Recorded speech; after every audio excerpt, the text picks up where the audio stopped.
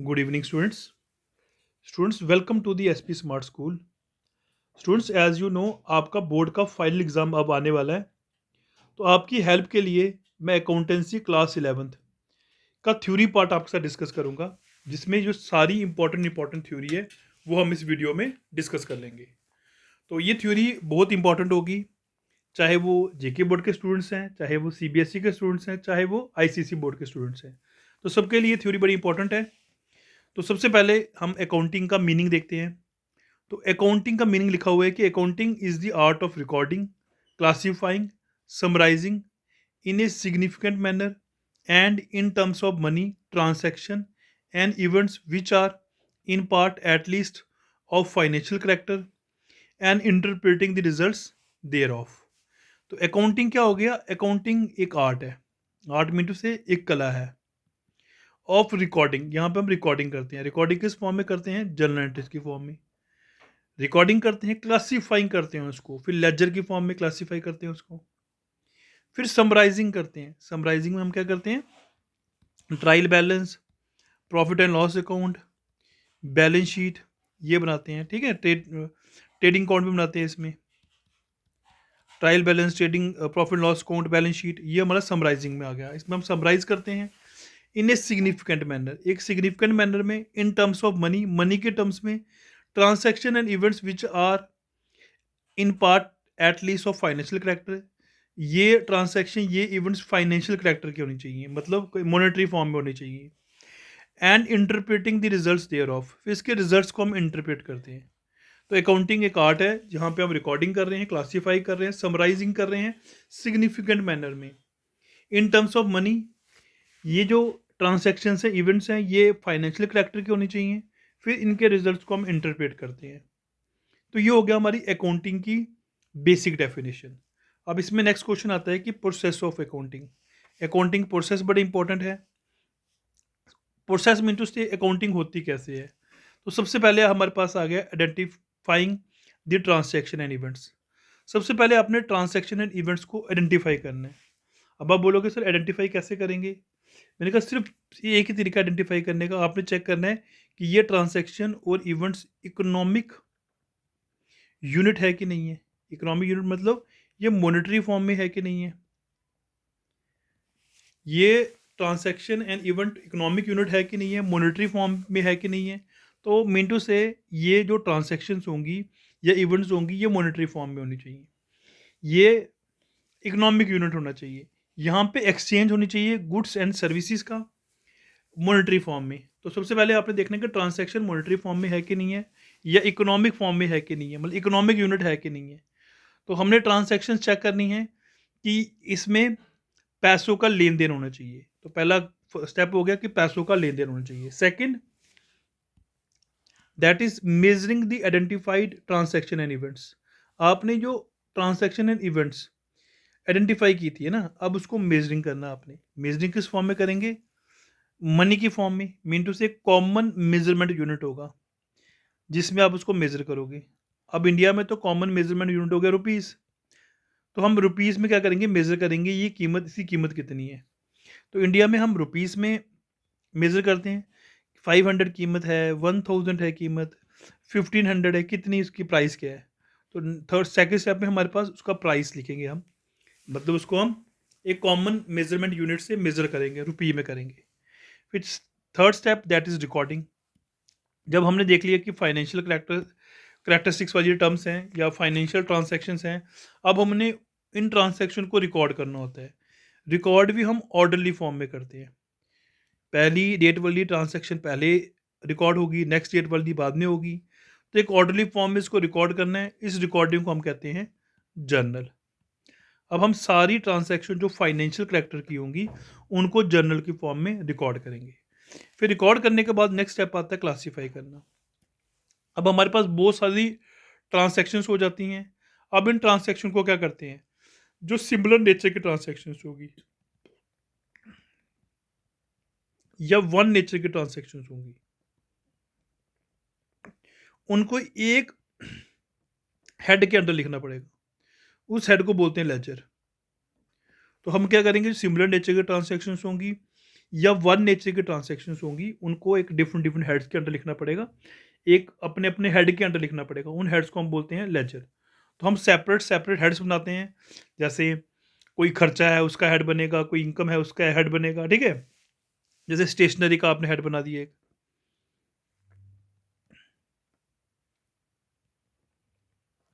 इसी तरीके से कोई और आपका खर्चा है, इनकम है, उसका डिफरेंट डिफरेंट हेड्स बनेंगे। तो इन्हीं हेड्स को हम कहते हैं लेजर। तो आपको क्लासीफाई करना है लेजर की फॉर्म में।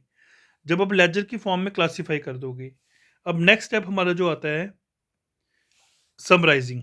समराइजिंग में हम क्या करते हैं, ये जो हमने सारा अकाउंटिंग की, अब इसको प्रेजेंट करना है। प्रेजेंट करना है क्लासिफाइड फॉर्म में। तो आप इसको प्रेजेंट करोगे क्लासिफाइड फॉर्म में, ठीक है, या प्रेजेंट क्लासिफाइड फॉर्म में इसको प्रेजेंट करेंगे, जिससे इस जो भी हमने डाटा किया था, लिया हुआ था, वो आसानी से अंडरस्टैंड किया जा सके, अंडरस्टैंडेबल हो एंड यूजफुल हो। किनके लिए? जो उसके यूज़र्स हैं, जो इस डाटा के यूज़र्स हैं, उनके लिए अंडरस्टैंडेबल हो, उनके लिए यूज़फुल हो। तो यूज़र्स दो तरह के होते हैं, इंटरनल यूज़र, एक्सटर्नल यूज़र, वो हम आगे पढ़ेंगे। तो इसमें समराइजिंग में हमने क्या करना है, हमने ट्रायल बैलेंस बनाना है, हमने इनकम स्टेटमेंट बनानी है। इनकम स्टेट में आपका प्रॉफिट एंड लॉस अकाउंट और ट्रेडिंग अकाउंट आ गया, और थर्ड वन बैलेंस शीट। ये तीन चीज़ें हम समराइजिंग में बनाते हैं। तो अब क्या करेंगे, इसमें जो डाटा होगा उसको क्लासिफाइड फॉर्म में प्रेजेंट करना है हमने, जो आसानी से अंडरस्टैंड किया जा सके, यूज़फुल हो किन के लिए, जो अकाउंटिंग के यूज़र्स हैं, जो उसको आसानी से समझ सकें। तो trial balance, income statement, balance sheet के थ्रू इसको समराइज़ किया जा सकता है। अब समराइजिंग करने के बाद हमारा नेक्स्ट स्टेप जो आता है, दैट इज़ एनालाइजिंग। अब आप एनालाइज करोगे। एनालाइज मीन टू से, आपने ये जो ट्रायल बैलेंस बनाया, इनकम स्टेटमेंट बनाई, बैलेंस शीट बनाई, अब इसको क्या करोगे, हर एक आइटम्स का या इनके ग्रुप्स ऑफ आइटम्स को प्रॉपर तरीके से रिलेशनशिप फाइंड करोगे, ठीक है। चेक करोगे कि इन ट्रांजैक्शन से या इन आइटम से हमारी फाइनेंशियल स्ट्रेंथ बढ़ रही है कि नहीं बढ़ रही है, या हमें वीकनेस आ रही है फर्म को। तो फाइनेंशियल स्ट्रेंथ और वीकनेस चेक करते हैं यहाँ पे हम एनालिसिस में। तो now we have to concerned with the establishment of relationship between the various items or groups of items taken from income statement or balance sheet or both. The purpose of analysis is to identify the financial strength and the weakness of the enterprises. हमने firm की financial strength और weakness check करनी होती है, ठीक है। तो ये हमारे लिए आ गया एनालाइज करना। फिर नेक्स्ट वन आया था हमारे लिए इंटरप्रेटिंग। अब हमने जो डाटा या जो इन्फॉर्मेशन एनालाइज की हुई है, अब उसको इंटरप्रेट करेंगे। इंटरप्रेट मतलब बताएंगे, एक्सप्लेन करेंगे। यहाँ पे explain the meaning and significance. उस डाटा का मीनिंग क्या है, उसका सिग्निफिकेंस क्या है, या इस अकाउंटिंग की मीनिंग क्या है, सिग्निफिकेंस क्या है। तो ये हम इंटरप्रेटिंग में करेंगे, ठीक है। तो पहले 6 स्टेप तो आजकल इलेक्ट्रॉनिक फॉर्म में हो जाते हैं। अब मेन वर्क हमारे पास इंटरप्रेटिंग का आता है। इंटरप्रेट मतलब उस डाटे को प्रॉपर तरीके से एक्सप्लेन करना, उसका मीनिंग बताना, सिग्निफिकेंस बताना डाटे का, जो हमने अकाउंटिंग इन्फॉर्मेशन इकट्ठी की है। And last one is communicating. अब हम कम्युनिकेट भी करते हैं। कम्युनिकेट मतलब कि इस डाटे को, जो हमने इन्फॉर्मेशन, अकाउंटिंग इन्फॉर्मेशन इकट्ठी की है, इसको हमने एनालाइज भी कर दिया, इंटरप्रेट भी कर दिया, अब इसको कम्युनिकेट करेंगे प्रॉपर फॉर्म में। Communicated in proper form, proper form में, प्रॉपर मैनर में। किसको? To the proper person. Proper form में, प्रॉपर मैनर में, प्रॉपर पर्सन को हमने कम्युनिकेट करना है। क्योंकि ये जो लैंग्वेज हमने लिखी है, ये अकाउंटिंग लैंग्वेज थी। हमने जर्नल एंट्री की, हमने लेजर किया, हमने फिर ट्रायल बैलेंस बनाया, फिर हमने इनकम स्टेटमेंट बनाई, फिर बैलेंस शीट बनाई। तो ये सारी चीज़ें करने के बाद हमने कम्युनिकेशन भी करनी है, ठीक है। तो इसको आपको करने के लिए बहुत सारे तरीके हैं। जैसे आप अकाउंटिंग रिपोर्ट्स बना सकते हो कम्युनिकेट करने के लिए।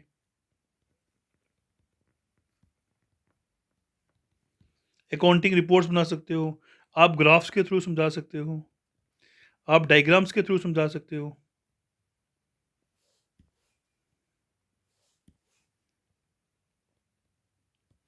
तो ये हमारा आ गया कम्युनिकेटिंग, हम कम्युनिकेट करेंगे। नेक्स्ट जो टॉपिक है that is very important, characteristics of accounting information. Accounting information के कैरेक्टरिस्टिक्स क्या होने चाहिए, मतलब जो फीचर्स हैं अकाउंटिंग इन्फॉर्मेशन के वो क्या होने चाहिए। तो पहला फीचर बोल रहा है डाटा रिलायबल होना चाहिए, मतलब रिलायबिलिटी होनी चाहिए अकाउंटिंग इन्फॉर्मेशन की। जो डाटा है वो फेथफुल होना चाहिए, मतलब जो अकाउंटिंग इन्फॉर्मेशन मिल रही है, जो अकाउंटिंग हमारे पास, वो फेथफुल होनी चाहिए। फिर वेरीफाइबिलिटी भी होनी चाहिए, कि डाटा जो है प्रॉपर तरीके से वेरीफाई किया जाने वाला डाटा होना चाहिए, या डाटा प्रॉपर तरीके से वेरीफाई किया होना चाहिए। और डाटा न्यूट्रल होना चाहिए, मतलब अनबेस्ड होना चाहिए। फिर डाटा सर्टेन होना चाहिए। तो ये आ गया हमारा रिलायबिलिटी, डाटा जो है ना रिलायबल होना चाहिए, मतलब इसको हम ट्रस्ट कर सकें, इसको वेरीफाई कर सकें, ये एक न्यूट्रल डाटा हो, किसी तरीके से इसमें फ्रॉड्स ना हो, ये डाटा अनबेस्ड होना चाहिए। तो ये आ गया हमारा रिलायबिलिटी। सेकंड हो गया रेलिवेंस ऑफ अकाउंटिंग इन्फॉर्मेशन। अब जो अकाउंटिंग इन्फॉर्मेशन है बच्चे, वो आपकी रेलिवेंट होनी चाहिए। रेलिवेंट मीन टू से जिस पे प्रॉपर तरीके से आपके डिसीजन लेने में ये ये जो अकाउंटिंग इन्फॉर्मेशन है हेल्प करे, तो उस अकाउंटिंग इन्फॉर्मेशन को हम कहेंगे कि ये रेलिवेंट है। तो रेलिवेंट मीन टू से अगर आपके जो डिसीजन हैं, जो डिसीजन कौन लेता है, यूजर्स को डिसीजन लेने में हेल्प करे, तो उस इंफॉर्मेशन को हम रेलिवेंट इंफॉर्मेशन कहते हैं। Third one is understandability. Understandability का मतलब है कि आपकी जो अकाउंटिंग इन्फॉर्मेशन है उसको आसानी से अंडरस्टैंड किया जा सके, मतलब उसको आसानी से कम्युनिकेट किया जा सके। तो इस डाटे को या इस इंफॉर्मेशन को आपको सिंपल और लॉजिकल फॉर्म में रिप्रेजेंट करना है, कि आसानी से इसको अंडरस्टैंड किया जा सके जो इन इंफॉर्मेशन के यूजर्स हैं। ठीक है। फिर नेक्स्ट वन इज कंपेरेबिलिटी। अब ये जो अकाउंटिंग इन्फॉर्मेशन है ये ऐसी होनी चाहिए इसको आसानी से कंपेयर किया जा सके। कंपेयर कैसे, अगर आप अपनी पास्ट परफॉर्मेंस से कंपेयर करना चाहते हो तो आप कंपेयर कर सको। अगर आप इंटर फर्म कंपैरिजन करना चाहते हो तो आप कंपेयर कर सको। अगर आप इंट्रा फर्म कंपेयर करना चाहते हो तो आप कंपेयर कर सको।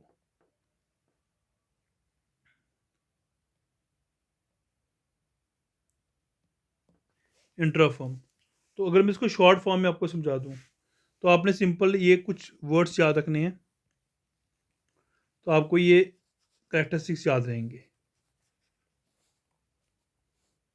तो अगर रिलायबिलिटी की बात करूं तो आपने याद रखना है कि ये जो अकाउंटिंग इन्फॉर्मेशन है वो फैक्चुअल होनी चाहिए, factual, free from errors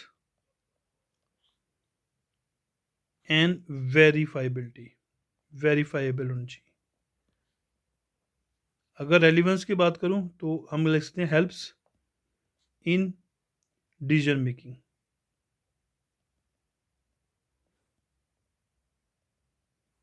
understandability की बात करूं तो सिंपल और लॉजिकल। और कंपेरेबिलिटी की बात करूं तो मैंने बताया था आपको, इंट्रा फर्म कंपेयर करना हो या इंटर फर्म कंपेयर करना हो तो आसानी से कंपैरिजन कर सकते हैं। तो इस तरह से हमारे पास अकाउंटिंग इंफॉर्मेशन के कैरेक्टरिस्टिक्स को याद रखना आपने। नेक्स्ट बच्चे डिफरेंस बड़ा इंपॉर्टेंट है बुक कीपिंग और अकाउंटिंग का। तो बुक कीपिंग जो है वो एक पार्ट है अकाउंटिंग का, अकाउंटिंग बड़ी टर्म है, book keeping is just a part of accounting. तो यहाँ पे लिखा हुआ है बुक कीपिंग हम क्या करते हैं, जो फर्स्ट फोर स्टेजेस थी, जो हमने अकाउंटिंग प्रोसेस की ना, उसकी फर्स्ट फोर जो पॉइंट्स थे वो हमारी बुक कीपिंग में आ जाते हैं।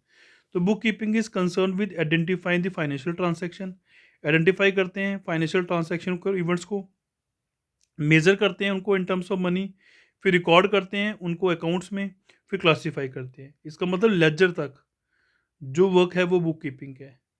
उसके बाद समराइजिंग करना, इंटरप्रेट करना, कम्युनिकेटिंग करना, वो अकाउंटिंग का काम है। इसका मतलब कि बुक कीपिंग जो है वो प्राइमरी स्टेज है, ये बेसिस ऑफ अकाउंटिंग हो गया। अकाउंटिंग सेकेंडरी स्टेज है, यहाँ पे बुक कीपिंग खत्म होती है, अकाउंटिंग शुरू होती है। अब बुक कीपिंग के जो ऑब्जेक्टिव हैं, वो मेन ऑब्जेक्टिव यही है कि सिस्टमैटिक रिकॉर्ड बना के रखें फाइनेंशियल ट्रांजैक्शन का। अकाउंटिंग एक वास्ट टर्म है, इसका काम है कि हमें फर्म की फाइनेंशियल पोजीशन के बारे में बताना, कम्युनिकेट करना इंटरेस्टेड पार्टी के साथ। तो ये ऑब्जेक्टिव होता है अकाउंटिंग का। तो बुक कीपिंग जो है वो रूटीन जॉब है एक, मगर अकाउंटिंग एनालिटिकल और डायनेमिक जॉब है। बुक कीपिंग जो है वो जूनियर स्टाफ करता है, अकाउंटिंग जो है बच्चे वो सीनियर स्टाफ करता है। बुक कीपिंग जो है वो मैकेनिकल इन नेचर होती है, इसमें ज़्यादा स्पेशल स्किल्स नहीं चाहिए होती हैं। मगर अकाउंटिंग जो है उसमें स्पेशल स्किल्स चाहिए होती हैं, इसमें एनालाइज करना पड़ता है, इंटरप्रेट करना पड़ता है, तो वो एबिलिटी होनी चाहिए यहाँ पे। तो ये आप इसमें डिफरेंसेस लिख सकते हो, 5-6 बड़े इंपॉर्टेंट है ये। अगर मैं अकाउंटिंग ऑब्जेक्टिव्स की बात करूँ, मतलब क्या क्या ऑब्जेक्टिव हैं, क्यों अकाउंटिंग की जाती है, तो पहला पॉइंट बोलता है टू कीप सिस्टमेटिक रिकॉर्ड्स। अगर आप सिस्टमेटिक रिकॉर्ड बनाकर रखना चाहते हो कि जो मेरे पास फाइनेंशियल ट्रांसैक्शंस हैं उनका एक रिकॉर्ड बना रहे। क्यों? क्योंकि सारी चीज़ें आपके माइंड में नहीं रहती, ह्यूमन मेमोरी जो है वो उसमें एरर आते रहते हैं। तो आप चाहते हो कि एक सिस्टमेटिक रिकॉर्ड बना रहे, तो इससे हम अकाउंटिंग करते हैं। तो पहला पॉइंट आ गया to keep systematic record. Second आ गया to protect the business property या प्रॉपर्टी है।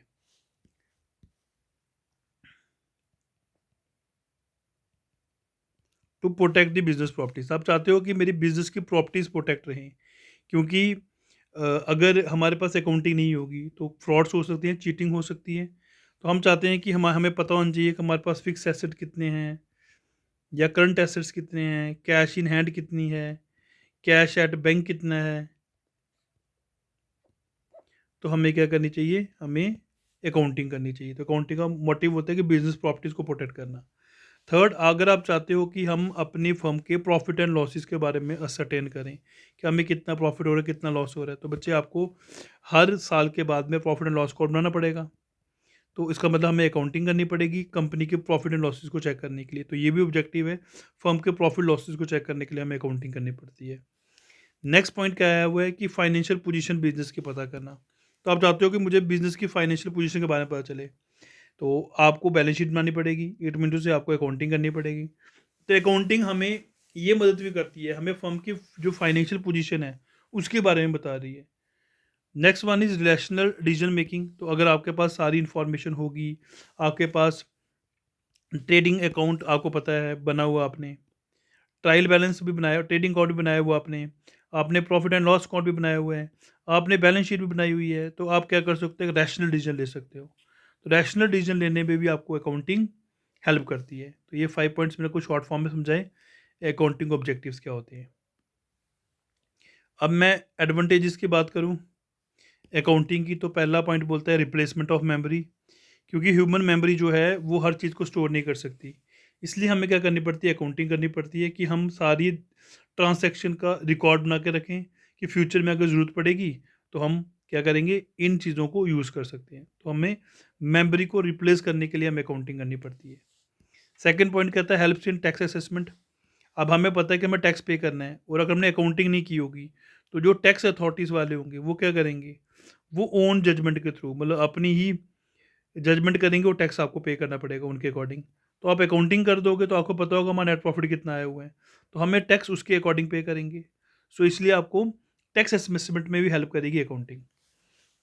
फिर फ्रॉड्स नहीं होते, क्योंकि आपको पता ही है कि अगर आप अकाउंटिंग करोगे तो आपका प्रॉपर रिकॉर्ड बना होगा, ठीक है, कोई फ्रॉड नहीं होगा, कोई एरर नहीं आएंगे यहाँ पे, फ्रॉड नहीं होगा, क्योंकि अगर हमें अकाउंटिंग आती है तो हमें एरर्स नहीं आएंगे यहाँ पे, लेस एरर, लेस फ्रॉड्स होंगे, लेस एरर होंगे। जो डिसऑनेस्ट एम्प्लॉय हैं वो फ्रॉड नहीं कर सकते, तो इसलिए हमें अकाउंटिंग करनी पड़ती है, या अकाउंटिंग इसमें हमें हेल्प करती है, ये भी एडवांटेज है। फिर आपकी फर्म की वैल्यूएशन करनी है कि मेरी फर्म का क्या अभी मार्केट वैल्यू क्या है, या आपको चेक करना है कि मेरे को अपने बिजनेस को सोल्ड करना है, तो चेक करना है कि मेरा बिजनेस की मार्केट वैल्यू कितनी है। तो उसके लिए बच्चे आपको वैल्यूएशन करने के लिए अकाउंटिंग करनी चाहिए। फिर डेट कलेक्शन, अगर आपने मार्केट से डेट कलेक्ट करने हैं तो अगर आपने गुड्स सोल्ड किए हैं क्रेडिट पे, तो अब आप चाहते हो कि मैं लोगों से डेट कलेक्ट करूँ, तो मेरे में एक अकाउंटिंग की होगी, मुझे पता होगा कितना पैसा आया है, कितना रहता है, कितना पैसा मैंने मार्केट्स में लेना है, कितना मार्केट में देना है। तो इसलिए अकाउंटिंग हमें डेट कलेक्शन में भी हेल्प करती है।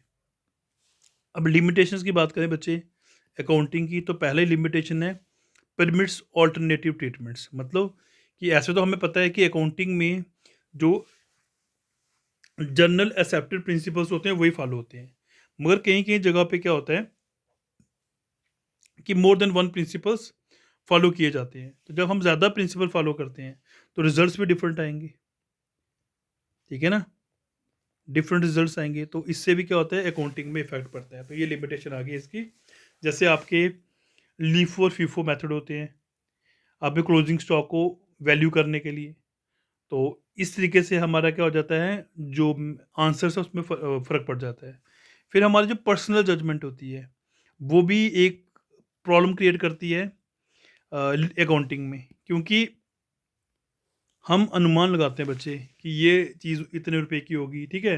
तो पर्सनल जजमेंट जैसे डेप्रिसिएशन है तो ये पर्सनल जजमेंट में आ जाती है। तो इस तरीके से क्या हो जाता है कि आपकी अकाउंटिंग इन्फॉर्मेशन जो है सही नहीं होती, तो पर्सनल जजमेंट भी इफेक्ट करती है। नेक्स्ट कहता है इग्नोर्स नॉन मॉनेटरी इन्फॉर्मेशन। मतलब कुछ ऐसी इन्फॉर्मेशन होती हैं जो बहुत ज़रूरी होती हैं, वो नॉन मॉनेटरी फॉर्म में होती हैं, तो उनको हमको इग्नोर करना पड़ता है। जैसे एम्प्लॉयज़ की ऑनेस्टी को चेक करना हो, लॉयल्टी चेक करनी है, या हमें कंपटीशन देखना है फर्म में, ठीक है, तो वो यहाँ पे इग्नोर होती है। फिर नेक्स्ट बच्चे बोला हुआ does not provide timely information. तो यहाँ पे आपको टाइमली इन्फॉर्मेशन नहीं मिलती। मतलब कि आपको अगर फर्म का प्रॉफिट ही चेक करना है तो आपको क्या करना पड़ेगा, 1 ईयर वेट करना पड़ेगा। तो आपको टाइमली इन्फॉर्मेशन मिलना यहाँ पे मुश्किल हो जाती है। और लास्ट वन लिखा हुआ है does not disclose the present value of the business. क्योंकि यहाँ पे हम बच्चे गोइंग कंसर्न कंसेप्ट फॉलो करते हैं, गोइंग कंसर्न कंसेप्ट फॉलो करते हैं। अब गोइंग कंसर्न कंसेप्ट कहता है कि बिजनेस की कंटिन्यूटी होती है, बिजनेस की लॉन्गर लाइफ होती है, वो कंटिन्यूटी में चलता रहता है। तो जैसे हमने यहाँ पे जो कॉस्ट लिखेंगे एसेट की, वो हम बुक वैल्यू के अकॉर्डिंग लिखते हैं। मतलब जो बुक वैल्यू है, जो कॉस्ट है उसकी, उसके अकॉर्डिंग लिखते हैं। डेप्रिसिएशन लेस करके कॉस्ट लिखते हैं, मार्केट वैल्यू के अकॉर्डिंग लिखते हैं। तो प्रेजेंट वैल्यू जो है वो यहाँ पे डिस्क्लोज नहीं होती। तो ये भी इसकी एक लिमिटेशन बन गई। अब नेक्स्ट जो टॉपिक है बच्चे वो है users of accounting information. Accounting information के दो तरह के यूजर्स होते हैं जिनको स्टार्टिंग की ज़रूरत पड़ती है, या अकाउंटिंग इन्फॉर्मेशन की ज़रूरत पड़ती है। एक होते हैं इंटरनल यूज़र, एक होते हैं एक्सटर्नल यूज़र। इंटरनल यूजर्स में आगे management, owner, employees. External users में हमारे दो तरह के लोग आते हैं, जिनका एक डायरेक्टली कंसर्न होता है, एक का इनडायरेक्टली कंसर्न होता है। डायरेक्टली कंसर्न में क्रेडिटर्स हो गए, पोटेंशियल इन्वेस्टर्स हो गए, पोटेंशियल एम्प्लॉयज़ हो गए, टैक्स अथॉरिटीज़ वाले हो गए, कस्टमर्स हो गए, फॉरेन एंटरप्रेन्योर्स हो गए, लेबर यूनियन हो गया। तो जो इनडायरेक्टली कंसर्न हो गए बच्चे, वो रेगुलेटरी एजेंसीज होती हैं, पब्लिक होती है, रिसर्चर होते हैं, जब प्रिंट एंड इलेक्ट्रॉनिक मीडिया होता है। तो इसको भी आपने अच्छी तरीके से प्रिपेयर करना है। यूजर्स ऑफ अकाउंटिंग इन्फॉर्मेशन में क्वेश्चन आपसे पूछा जा सकता है। तो मैनेजमेंट कैसे यूज़ करती है, ओनर कैसे यूज़ करती है, ये आपको आने चाहिए। अब कुछ अकाउंटिंग टर्मिनोलॉजी जो इंपॉर्टेंट है, जैसे बिजनेस ट्रांसैक्शन। तो ट्रांसैक्शन हमें पता ही है, ट्रांसैक्शन का मतलब होता है exchange of goods and services, चाहे वो कैश में हो या क्रेडिट में हो, उसको हम कहते हैं बिजनेस ट्रांसैक्शन। तो बिजनेस ट्रांसैक्शन मीन टू से कि हम यहाँ पे क्या कर रहे हैं, एक्सचेंज ऑफ गुड्स और services in terms of money, money के टर्म्स में। चाहे वो मनी अब रिसीव हुई है कि नहीं हुई है वो फ़र्क नहीं करेगा, ठीक है। तो उसको हम बिजनेस ट्रांसैक्शन कहते हैं। Second one is account. Account हमें पता होना चाहिए कि अकाउंट क्या होता है, data wise summary of transaction relating to person, property, expense और इनकम्स। तो हम डाटा वाइज समरीज बनाते हैं कि इस पर्सन का एक अलग डाटा बनेगा। जैसे आपने अकाउंट बनाना होता है, जैसे मान लीजिए मशीनरी अकाउंट हो गया, तो उसके लिए हम प्रॉपर तरीके से एक अकाउंट बनाते हैं, date, particular amount, date, particular amount. तो ये एक हमारा क्या होता है, अकाउंट होता है। तो अकाउंट क्या होगा, data wise summary of transactions. जो ट्रांसैक्शंस की हैं उनका डाटा वाइज समरी को बोला जाता है, ठीक है। चाहे पर्सन की हो, चाहे प्रॉपर्टी की हो, चाहे एक्सपेंस की हो। तो उसमें हमने अकाउंट में आगे पढ़ेंगे कितने तरह के अकाउंट होते हैं, वो आपको आगे पढ़ाऊंगा। तो नेक्स्ट वन बच्चे हमारा हो गया कैपिटल। कैपिटल हमें पता है कि वो अमाउंट या वो अमाउंट हो सकता है, या कोई गुड्स हो सकते हैं, या कोई एसेट्स हो सकते हैं जो ओनर बिजनेस में इन्वेस्ट करता है, उसको हम कैपिटल कहते हैं। ठीक है, कैपिटल हमारे पास होती है एसेट्स माइनस लाइबिलिटीज। तो ड्राइंग हमें पता ही है कि जब ओनर कोई पैसा विड्रॉल करता है पर्सनल यूज़ के लिए या पर्सनल बेनिफिट के लिए, उसको ड्राइंग कहते हैं। तो लाइबिलिटी एक किस्म का बर्डन हो गया जो हमें पे करनी पड़ती है, बिजनेसमैन को पे करना पड़ता है अगर वो मार्केट से कहीं से भी उधार लेगा, तो हमारी लाइबिलिटी होगी। Next one is assets. Assets हम कह सकते हैं कि कोई भी फिजिकल ऑब्जेक्ट या राइट्स जिसकी मनी वैल्यू हो, ठीक है, जो हमें फ्यूचर में बेनिफिट देगा, वो हमारे लिए एसेट्स हो गया।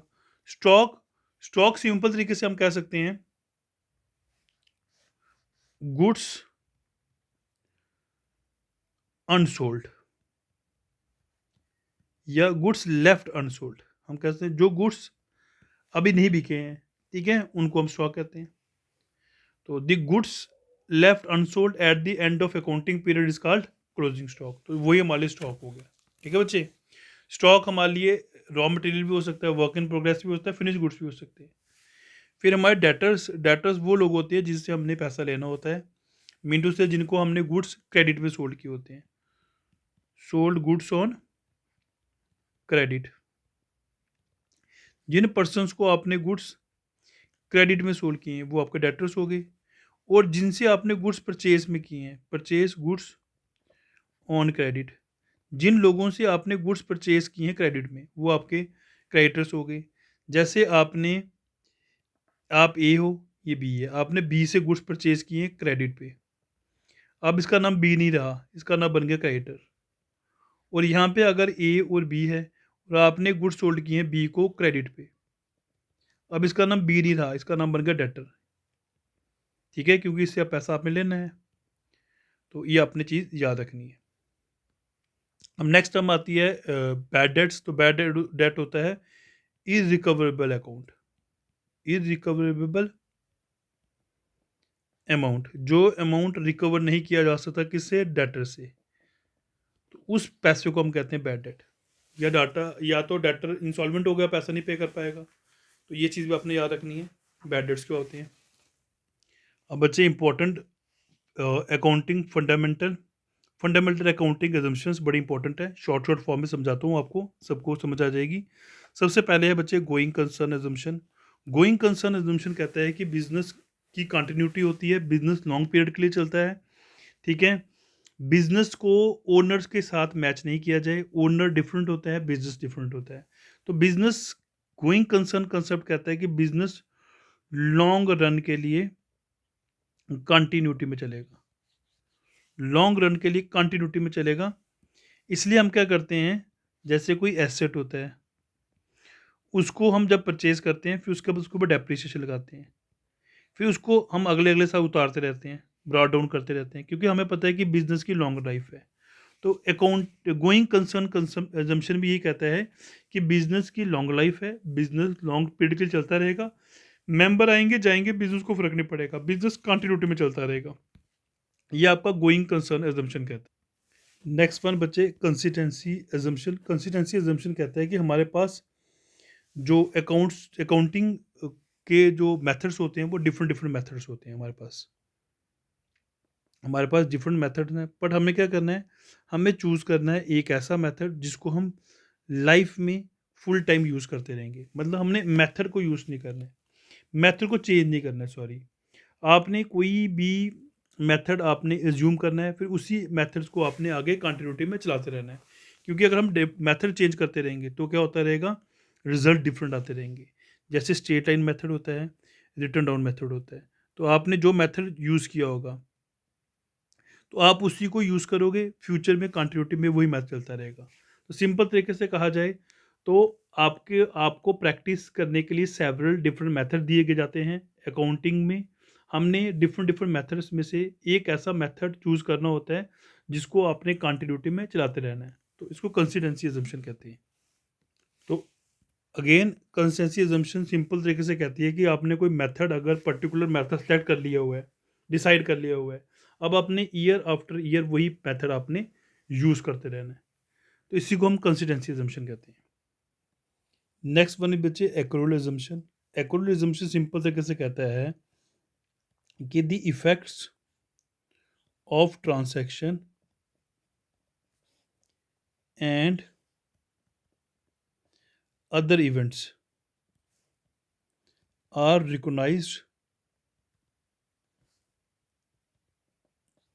as soon as they occur,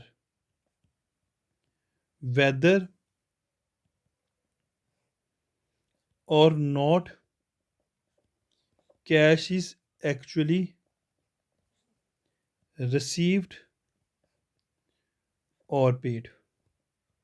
इसका मतलब है कि आपने ट्रांसैक्शन तब भी रिकॉर्ड कर देनी है जब वो ऑकर होगी है। मतलब जैसे मैंने कोई ट्रांसैक्शन की, मैंने कोई गुड्स सोल्ड किए मान लिया जाए, अब पैसा मिला कि नहीं मिला वो हमने बाद में सोचना है, बाद में देखना है।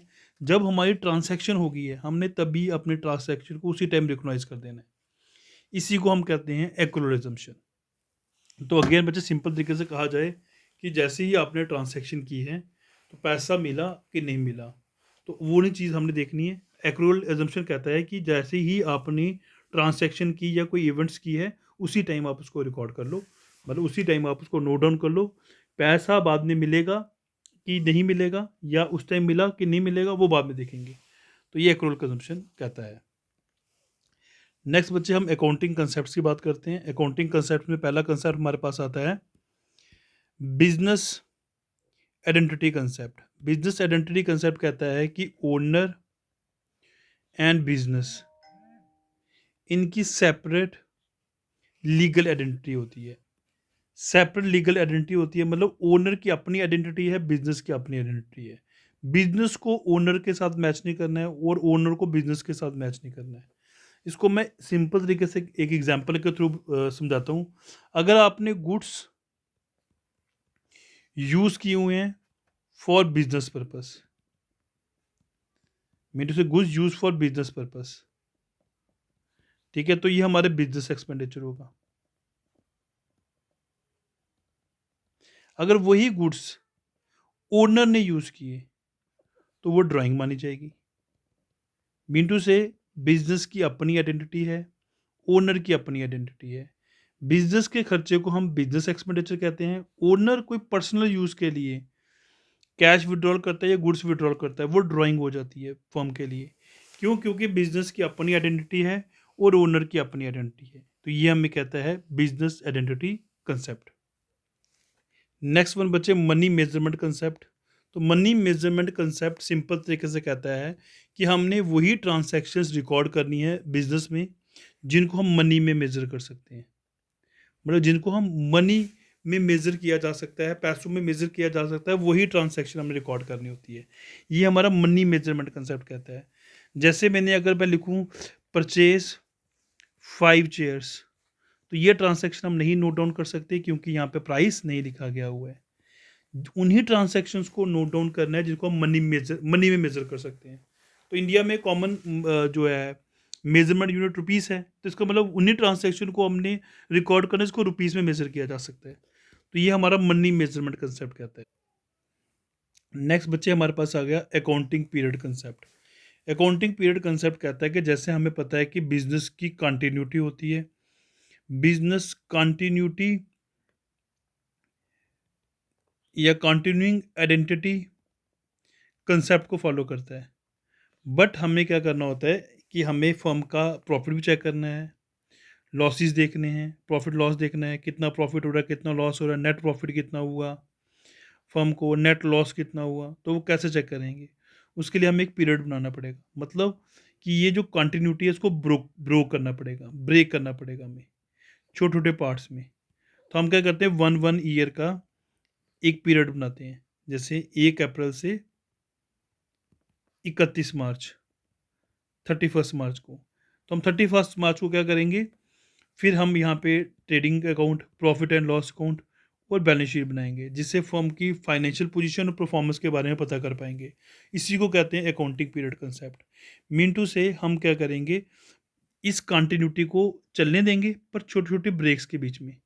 इसकी ब्रेक करेंगे, फिर यहाँ पे हम 31 मार्च को क्या करेंगे, अपना ट्रायल बैलेंस प्रॉफिट लॉस और बैलेंस शीट बनाएंगे, जिससे क्या होगा, हमें अपनी फर्म के परफॉर्मेंस फाइनेंशियल परफॉर्मेंस के बारे में पता चलेगा, हमें पता चलेगा कि कंपनी की फाइनेंशियल पोजीशन क्या है। तो इसलिए ये अकाउंटिंग पीरियड कंसेप्ट ये कहता है कि हमें एक पीरियड जो है वो बनाना पड़ेगा एक एक साल का। तो नॉर्मली 1 ईयर के लिए हम ये कंसेप्ट को फॉलो करते हैं। तो अकाउंटिंग पीरियड कंसेप्ट ये कहता है। अब बच्चे नेक्स्ट हमारे पास आया cost concept. Cost concept simple तरीके से कहता है कि आपने एसेट्स की जब वैल्यू रिकॉर्ड करनी है तो आपने कॉस्ट पे करनी है, ना कि मार्केट वैल्यू पे। मार्केट वैल्यू पे नहीं करनी है, कॉस्ट पे करनी है। जैसे मान लिया जाए आपने एक एसेट परचेज किया था 5 लाख का, उस पर डेप्रीशिएशन थी 10%, तो एक साल के बाद उसकी कीमत रह गई है 4,50,000 रुपया। तो हमने ये वाली कॉस्ट नोट करनी है। मार्केट वैल्यू क्या कह रही है, ये मे बी 4 लाख की हो या मार्केट में 5 लाख की हो, वो नहीं देखनी है, हमने उसको इग्नोर करना है। हमने कॉस्ट कंसेप्ट सिंपल तरीके से कहता है कि आपने जब भी अकाउंट्स की बुक्स में कोई ट्रांजैक्शंस रिकॉर्ड करनी है तो वो कॉस्ट प्राइस पे करनी है, ना कि मार्केट वैल्यू पे करनी है। ये हमारा सिंपल तरीके से कॉस्ट कंसेप्ट कहता है। अब नेक्स्ट बच्चे ड्यूल एस्पेक्ट कंसेप्ट। तो ड्यूल एस्पेक्ट कंसेप्ट सिंपल तरीके से कहता है for every debit there is credit. मतलब हर एक डेबिट का क्रेडिट जरूर होता है, जितना अमाउंट डेबिट में आएगा उतना ही क्रेडिट में आएगा। तो ये कंसेप्ट कहता है कि हर चीज़ का डबल इफेक्ट होता है, मतलब 2 टाइम्स इफेक्ट करेगा। अगर डेबिट होगा तो उस चीज़ का क्रेडिट भी होगा। तो इस कंसेप्ट सिंपल तरीके से कहता है कि एसेट्स जो होते हैं वो इक्विटीज़ के बराबर होते हैं। इक्विटीज़ में हमारे पास आ गया एक तो कैपिटल प्लस लाइबिलिटी। तो एसेट्स किसके बराबर होते हैं, कैपिटल प्लस लाइबिलिटीज़ के बराबर होते हैं। तो ड्यूल एसेट कंसेप्ट यही कह रहा है कि हर ट्रांसैक्शन के डबल इफेक्ट होते हैं, जितना हमारे पास डेबिट होगा उतना ही अमाउंट हमारा क्रेडिट होगा। तो इसी ट्रांसैक्शन को हम डबल एंट्री सिस्टम भी कहते हैं। ठीक है, ड्यूल एस्पेक्ट कंसेप्ट ये कहता है। अब बच्चे ये बड़ा इंपॉर्टेंट कंसेप्ट है, रियलाइजेशन कंसेप्ट। तो यहाँ पे मैंने एक लैंग्वेज लिखी हुई है, any change in the value of an assets is to be recorded only when the business realise it. जैसे मान लिया जाए आपने एक एसेट परचेज किया था 10 लाख रुपीज़ का, अब अगले साल मान लीजिए उसकी कीमत 9 लाख रह गई है, तो हमने 9 लाख ही लिखनी है। अगर इसकी मार्केट में वैल्यू मान लो मार्केट में वैल्यू 15 लाख है, जब तक आप 15 लाख का सोल्ड नहीं कर रहे हो तब तक आपने इसकी वैल्यू को 5 लाख की नोट डाउन करना है। जो एक्सपेक्टेड गेन है वो नहीं शो करना आपने। इट मीन टू से आप जब तक उसको रियलाइज नहीं करोगे तब तक उसकी वैल्यू को वही वैल्यू रहने दोगे जिस वैल्यू पे वो है। तो अगेन रियलाइजेशन कंसेप्ट सिंपल तरीके से कहता है कि आपने एसेट्स को जब रिकॉर्ड करना है तो आप उसको उसी वैल्यू पे रिकॉर्ड करोगे जो वैल्यू उसकी है। अगर उसकी मार्केट में वैल्यू ज़्यादा है और अगर आप सोल्ड कर रहे हो या कस्टमर उसको पे करने के लिए तैयार है या कस्टमर आपको पे कर रहा है उसका पैसा, तो फिर आपने वो अमाउंट लिखना है। मान लीजिए 9 लाख की जगह कस्टमर आपको 15 लाख रुपीज़ दे रहा है और आपने 15 लाख रुपीज़ ले लिए हैं, तो अब आप उसको 15 लाख रुपीज़ लिखोगे। ठीक है, जितने रुपए का रिलाइज़ हुआ है, जब तक रिलाइज़ नहीं हुआ है तो हमने रिकॉर्ड उसी कॉस्ट में करना है जिस कॉस्ट में वो था। ये रियलाइजेशन कंसेप्ट कहता है। बच्चे नेक्स्ट हमारे पास आ गया matching concept. Matching concept simple तरीके से कह रहा है revenue during an accounting period are match with the expenses incurred during that period to earn the revenue during that period. अगर आपने कोई एक्सपेंस किया हुआ है किसी रेवेन्यू को अर्न करने के लिए किसी पीरियड में, ठीक है, आपको वो एक्सपेंस उसी पीरियड में शो करना है जिस पीरियड में आपने वो रेवेन्यू को अर्न करने के लिए वो एक्सपेंस किया था। जैसे मैं आपको एक एग्जांपल के थ्रू समझाता हूँ। मान लेते हैं हमने दिसंबर 2017 में कोई कमीशन पे की थी, गुड्स सोल्ड किए होंगे हमने 2018 नवंबर में, मान लो। तो इसकी कमीशन आपने कब पे की थी, 2017 में। अब हमें क्या करना है, ये जो कमीशन आपने पे की थी गुड्स सोल्ड करने के लिए वो 2018 के गुड्स के लिए थी, उसको 17 में नहीं शो करेंगे, 18 में शो करेंगे। इसका मतलब प्री पेड एक्सपेंस हो गया। ठीक है, तो ये उस साल के खर्चों में नहीं शो होगा, ये अगले साल के खर्चों में शो होगा। तब भी हमें एडजस्टमेंट करनी पड़ती हैं, हमें outstanding expense prepaid expense adjustment करते हैं ना, वही मैचिंग कंसेप्ट हमारे लिए ये कहता है कि जिस साल का खर्चा है जिस रेवेन्यू को जनरेट करने के लिए वो खर्चा उसी साल शो करना होता है हमें। Next concept is stable monetary unit concept. तो this stable monetary unit concept assume that the value of the dollar is stable over time. This concept essentially allows the disregard the effects of inflation. Mean to say, जैसे India में rupees को consider किया जाता है, यहाँ पे dollar की जगह मैं रुपीस कर लेता हूँ, ठीक है, क्योंकि इंडिया में हम रुपीस को फॉलो करते हैं। अगर एक accountant stable monetary unit concept नहीं फॉलो करे तो वो क्या करेगा, वो इन्फ्लेशन डिफ्लेशन के चक्कर में पड़ा रहेगा। कभी कहेगा डॉलर की वैल्यू बढ़ गई है, कभी डॉलर की वैल्यू कम हो गई है। तो ये कंसेप्ट कहता है हम एज्यूम करेंगे कि रुपये की वैल्यू स्टेबल रहेगी। हमने इन्फ्लेशन डिफ्लेशन को या प्राइस राइज हो रहे हैं या फॉल हो रहे हैं डॉलर के, वो नहीं देखना, उसको इग्नोर करना। हमने इन्फ्लेशन डिफ्लेशन को इग्नोर कर देना है। हमने क्या करना है, हमने एक कंसेप्ट लेके फॉलो करना है, हमने कंजम्पशन लेके चलना है कि हम जो मॉनेटरी यूनिट है उसको हम क्या करेंगे, स्टेबल रखेंगे। मतलब अपने रुपये की वैल्यू को चेंज नहीं करेंगे, स्टेबल से चलेगा। तो फिर अकाउंटेंट को प्रॉब्लम नहीं आएगी अकाउंटिंग करने में। तो स्टेबल मॉनेटरी यूनिट कंसेप्ट ये कहता है। अब अकाउंटिंग कन्वेंशंस में आ जाते हैं बच्चे, शॉर्ट फॉर्म में ये भी समझा देता हूँ आपको मैं। तो पहला आता है full disclosure. Full disclosure concept कहता है कि हमें जो भी फाइनेंशियल स्टेटमेंट बनानी है उसमें जो भी चीज़ें हैं वो सारी कन्वे करनी चाहिए, कंसील नहीं करनी चाहिए। मीन टू से हमें फाइनेंशियल स्टेटमेंट बनाते समय सारे मटेरियल फैक्ट, चाहे वो मटेरियल फैक्ट हो गए, रेलिवेंट मटेरियल हो गया, रिलायबल इंफॉर्मेशन होगी, वो जिन जिनको ज़रूरत होती है, शेयर होल्डर्स को ज़रूरत है, क्रेडिटर्स को ज़रूरत है, बैंकर्स को ज़रूरत है, उनको सारे स्टेटमेंट डिस्क्लोज करनी पड़ती हैं। तो सिंपल तरीके से कहा जाए, फुल डिस्क्लोजर कंसेप्ट में कहा जाता है कि जो आप फाइनेंशियल स्टेटमेंट बनाते हो उसमें हर बातें आपने फुल्ली डिस्क्लोज करनी है, कोई बातें कंसील नहीं करनी है, ठीक है। नॉट कंसीलिंग, आपने कोई बातें छुपानी नहीं है वहाँ पे, सारी बातें जो हैं वो प्रॉपर तरीके से कन्वे करनी है, क्योंकि ये इन्फॉर्मेशन यूज़र्स के लिए इंपॉर्टेंट है। तो इसलिए फुल डिस्क्लोजर कंसेप्ट कहता है कि हमें कंसीलिंग नहीं करनी है, कन्वे करना है। क्यों, शेयर होल्डर्स हैं, क्रेडिटर्स हैं, बैंकर्स हैं, क्योंकि ये यूज़र्स हैं, ये बेटर डिसीजन लेंगे फर्म के लिए, इन्होंने इन्वेस्टमेंट करनी है कि नहीं करनी है। तो इसलिए हमें कोई कंसेप्ट छुपाना नहीं चाहिए, ये फुल डिस्क्लोजर कंसेप्ट कहता है। तो आपको फुल डिस्क्लोजर कन्वेंशन के बारे में पता होना चाहिए। नेक्स्ट कंसेप्ट है बच्चे प्रूडेंस कंसेप्ट, जिसको हम कंजर्वेटिज्म कंसेप्ट भी कहते हैं। ये कंसेप्ट कहता है do not anticipate profit but provide all possible losses and expenses. Simple तरीके से ये कंसेप्ट कह रहा है कि अगर आपको लगता है कि फ्यूचर में कोई प्रॉफिट होने वाला है तो आप उसको अभी एंटिसिपेट मत करो, मगर आपको लगता है कि लॉसेस होने वाले हैं तो उनको अभी प्रोवाइड कर लो। मतलब इसका प्रिंसिपल का कहने का मतलब ये है कि प्ले सेफ, हमें सेफ प्ले करना है। अगर आपको लगता है कि फ्यूचर में कोई प्रॉफिट होने वाला है, अभी उसको एंटिसिपेट नहीं करेंगे मगर लॉसेस को प्रोवाइड करेंगे। ये हमारा प्रूडेंस कंसेप्ट कहता है, कंजर्वेटिज्म कंसेप्ट कहता है। अब बच्चे नेक्स्ट हमारे पास आया मटेरियलिटी कंसेप्ट।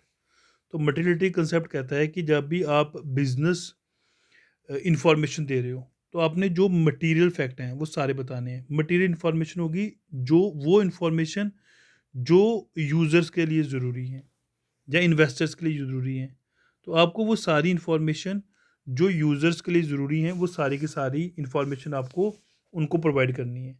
तो जो इम्पोर्टेंट कह सकता हूँ या रेलिवेंट कह सकता हूँ, इन्फॉर्मेशन जो यूज़र्स के लिए ज़रूरी है वो सारी इन्फॉर्मेशन आपने प्रोवाइड करनी है। अब आप बोलोगे सर मुझे क्या पता चला कौन कौन सी इन्फॉर्मेशन इंपॉर्टेंट है। तो एक डेफिनेशन दी गई हुई है ए के द्वारा, that is American accounting association. वो कहता है वो सारी इन्फॉर्मेशन, वो सारे मटेरियल या मटेरियल हम उसको कहते हैं, वो सारी चीज़ें जिससे ना एक इन्वेस्टर को डिसीजन लेने में हेल्प हेल्प हो, उसको हम मटेरियल कहेंगे। मतलब कि जैसे मैं एक इन्वेस्टर हूँ, मुझे आपकी फर्म में इन्वेस्ट करना है, तो मुझे वो सारा मटेरियल फैक्ट मिलना चाहिए जिससे मेरे को डिसीजन लेने में हेल्प हो, उसको हम मटेरियलिटी कंसेप्ट कहते हैं। मतलब अननेसेसरी चीज़ें नहीं बतानी है, जो नेसेसरी चीज़ें हैं जिससे मेरे डिसीजन लेने में हेल्प हो, वो फैक्ट को हम कहते हैं मटेरियलिटी कंसेप्ट। नेक्स्ट बच्चे ऑब्जेक्टिविटी। ऑब्जेक्टिविटी कन्वेंशन कहती है कि हमने अकाउंटिंग इंफॉर्मेशन या फाइनेंशियल रिपोर्ट जो भी बनानी है, अकाउंटिंग इंफॉर्मेशन हो या फाइनेंशियल रिपोर्ट हमारी, जो भी हमने बनानी है बच्चे वो इंडिपेंडेंट होनी चाहिए और कोई स्पोर्टिव उसके साथ डॉक्यूमेंट होना चाहिए। सपोर्टिव डॉक्यूमेंट मतलब ऐसा नहीं हो कि कोई डॉक्यूमेंट ही ना हो उसके साथ, ठीक है? मतलब कोई फैक्ट जो भी आप अकाउंटिंग इन्फॉर्मेशन दे रहे हो, वो रिसर्च करके होनी चाहिए, उस पे फैक्ट होना चाहिए।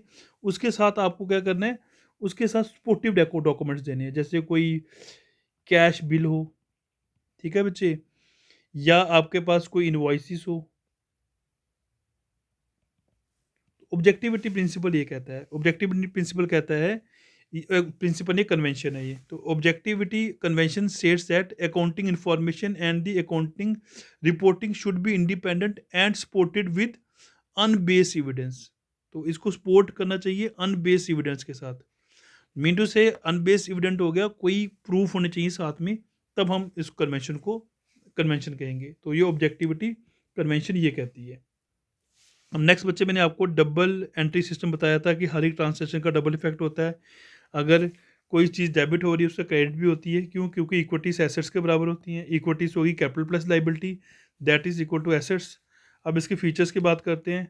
तो दो पार्टीज होनी चाहिए, हमें पता ही है। हर एक पार्टी को, each party is affected in opposite direction but with the same amount. तो यहाँ पे हर एक पार्टी को इफेक्ट होगा अपोजिट डायरेक्शन में बट सेम अमाउंट से होगा, ठीक है बच्चे? Each transaction effect at least to items in an accounting equation. तो हर एक ट्रांसैक्शन एटलीस्ट टू आइटम्स को इफेक्ट करेगी अकाउंटिंग इक्वेशन में, ठीक है? डबल एंट्री सिस्टम यही कह रहा है हमें, डबल एंट्री सिस्टम पढ़ रहे हैं हम। Each account has two sides, debit and credit. तो ईच अकाउंट के दो साइड्स होनी चाहिए, डेबिट भी होनी चाहिए, क्रेडिट भी होनी चाहिए। For each transaction debit amount is equal to the credit amount. तो डेबिट अमाउंट किसके इक्वल होना चाहिए? क्रेडिट अकाउंट के इक्वल होनी चाहिए। तो डबल एंट्री सिस्टम कहता है कि सारी जो इक्विटीज़ हैं बिज़नेस की वो एसेट्स के बराबर होनी चाहिए, ठीक है? इक्विटीज़ हो गए टोटल क्लेम। टोटल क्लेम जो होते हैं वो एसेट्स के बराबर होने चाहिए। टोटल क्लेम में हमारे पास आ गया एक इंटरनल क्लेम होता है, इंटरनल क्लेम, एक हो गया एक्सटर्नल क्लेम। इंटरनल क्लेम में बच्चे हमारे पास आ गई कैपिटल, एक्सटर्नल क्लेम में हो गई लायबिलिटी। ये एसेट्स कैपिटल प्लस लायबिलिटी किसके बराबर होनी चाहिए? एसेट्स के बराबर होनी चाहिए, ठीक है? तो यही हमारा डबल एंट्री सिस्टम है। अगर मैं डबल एंट्री सिस्टम के बच्चे मेरिट्स की बात करूं तो हमें कंप्लीट रिकॉर्ड मिल जाता है, हम अर्थमेटिकल एक्यूरेसी चेक कर सकते हैं।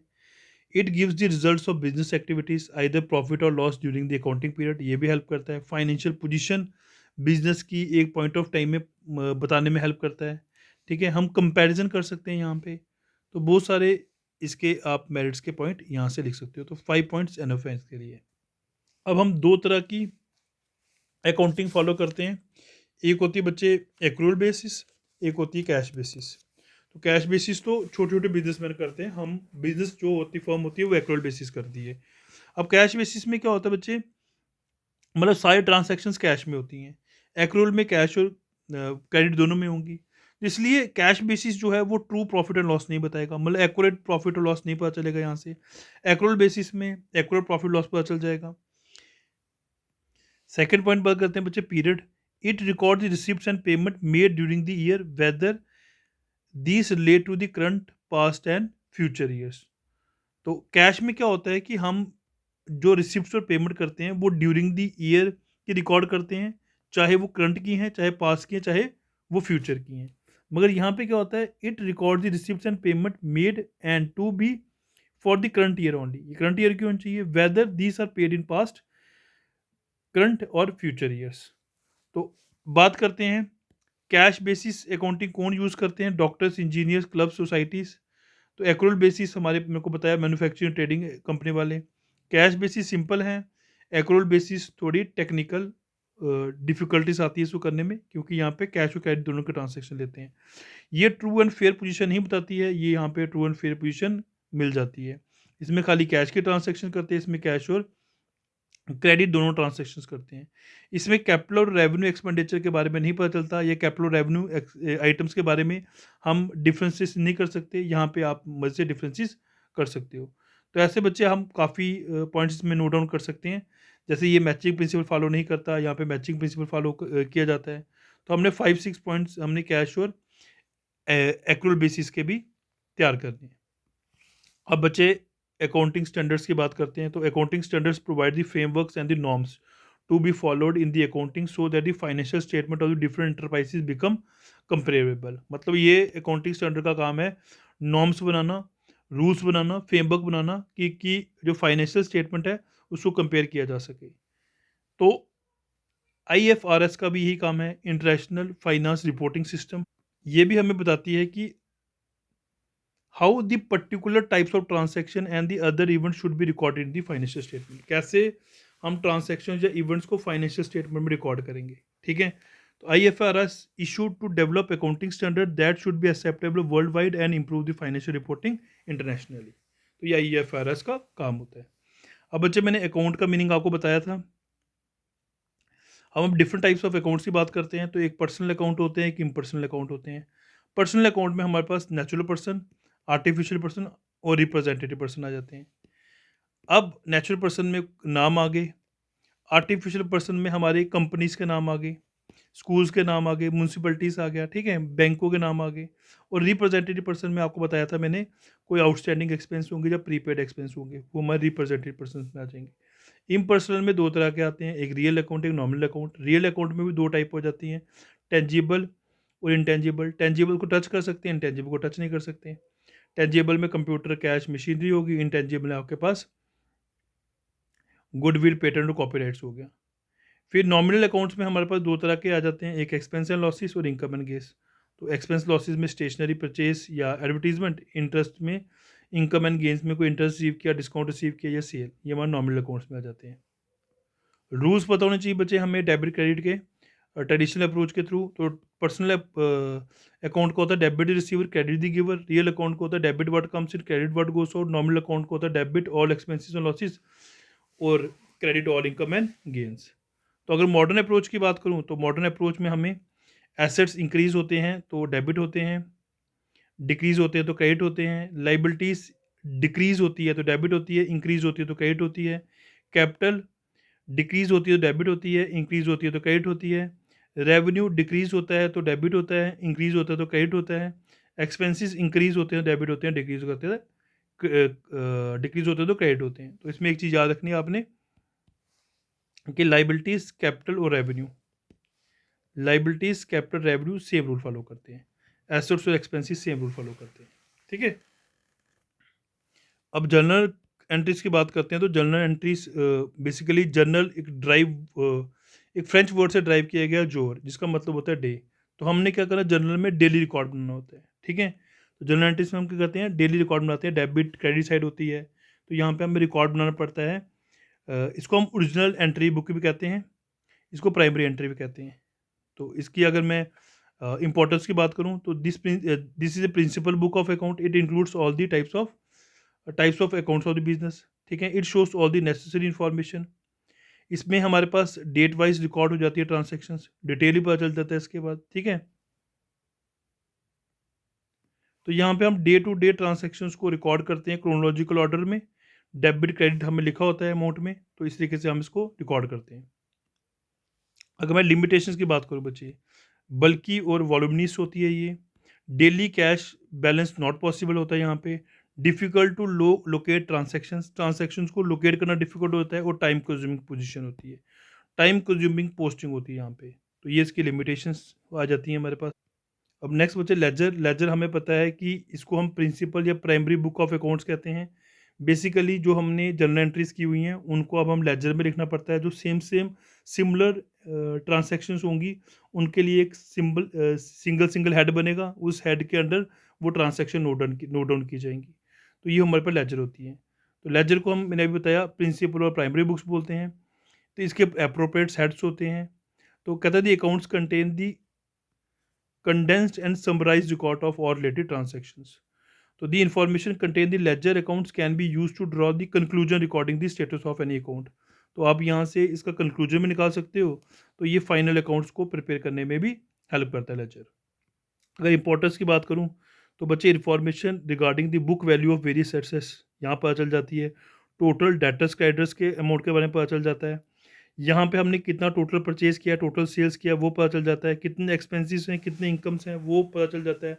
तो ट्रायल बैलेंस की एक्यूरेसी भी यहाँ से मेज़र की जाती है, वो ट्रायल बैलेंस भी यहीं से बनेगा, ठीक है? तो ये इसकी एडवांटेजेस आ गए यहाँ पे। फिर बच्चे कैश बुक मैंने आपसे डिस्कस की थी, शॉर्ट फॉर्म में बताता हूँ फिर से। कैश बुक में खाली हम कैश के ट्रांसैक्शन लेते हैं, हम यहाँ पे क्रेडिट वाले ट्रांसैक्शन लेते हैं। तो जो ट्रांसैक्शन कैश वाली ट्रांसैक्शन होती हैं वो सारी हम कैश बुक में रिकॉर्ड करते हैं। तो only cash and bank transactions are recorded in the cash book. फिर they perform both the functions, journal ledger दोनों का काम करता है। Receipts are recorded in debit side and payments on credit side. It is recorded at the one aspects of transaction, that is cash and bank. Double entry is completely by means by posting into the ledgers and the respective accounts. तो transactions are recorded in chronological orders. Transaction को chronological orders में record करते हैं यहाँ पे। तो cash column must have debit balance, whereas the bank column has debit or credit balance depending upon the bank balance positive और overdraft. तो bank का पता चलता है कि मे बी ओवरड्राफ्ट भी हो सकता है, तो नेगेटिव बैलेंस भी हो सकता है। इस तरीके से आपको कोई 5-6 फीचर्स भी याद रखने हैं। फिर उसके बाद बच्चे purchase book, all the credit trade purchases are primarily recorded in this books. तो जो हमारे पास क्रेडिट परचेज होंगी वो परचेज बुक में आ जाएंगी।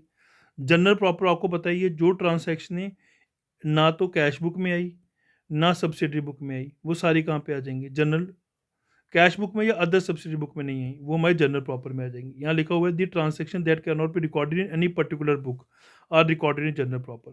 जो किसी में नहीं आएंगी वो जनरल प्रॉपर में आएंगी। तो जनरल प्रॉपर का मीनिंग भी पता होना चाहिए आपको। फिर बचा ट्रायल बैलेंस।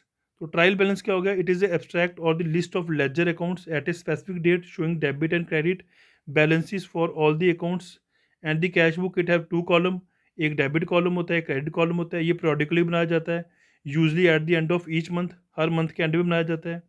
तो it should be noted that the trial balance can be prepare only when the posting of the ledger is complete. जब हम लेजर कंप्लीट हो जाता है तब हम ट्रायल बैलेंस बनाते हैं, ठीक है? ट्रायल बैलेंस एक स्टेटमेंट है, कोई अकाउंट नहीं है। ये डबल एंट्री सिस्टम फॉलो नहीं करता है। It is a list of balance of all the ledgers and cash book. Ledger और कैश बुक के सारे बैलेंसेस हमारे ट्रायल बैलेंस में आ जाते हैं बच्चे।